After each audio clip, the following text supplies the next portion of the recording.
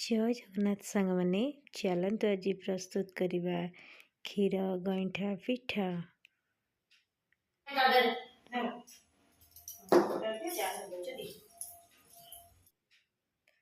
प्रथमे सुजी को भलसे जंती नेबा। जंती आसिले ताको चकड़ी नेबा। एपरि भावे चकड़ी नेबा 5 ରୁ 10 मिनिट जाए।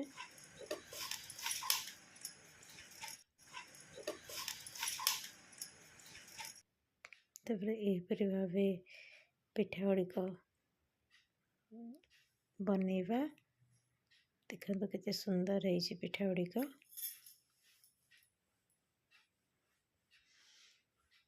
एक कड़ाई रे किछि क्षीर नेबा।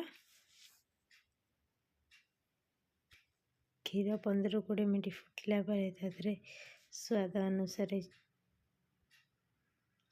चीनी देबा।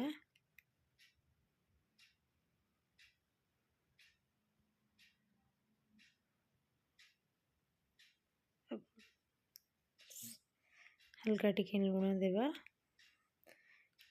तब आम जो गईठा पिठा गुड़िक प्रस्तुत कर रखी से गुड़िक पकई नेबा।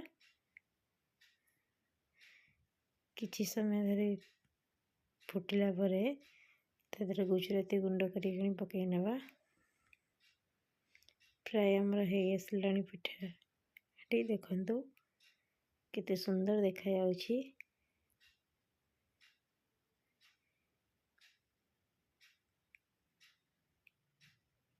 संपूर्ण भाव प्रस्तुत हो गला आमर क्षीर गईठा पिठा। आपण एहीपरि भावे थरे करी खाइले आपण बारंबार खाइबा को इच्छा करिवे। आपण सुजी रे चाहिले करि परिबे, चावल रे भी चाहिले करि परिबे। आपण को जोटा पसंद से हिसाब रे आपण करि परिबे।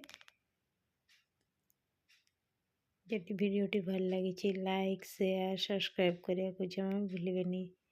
Thank you.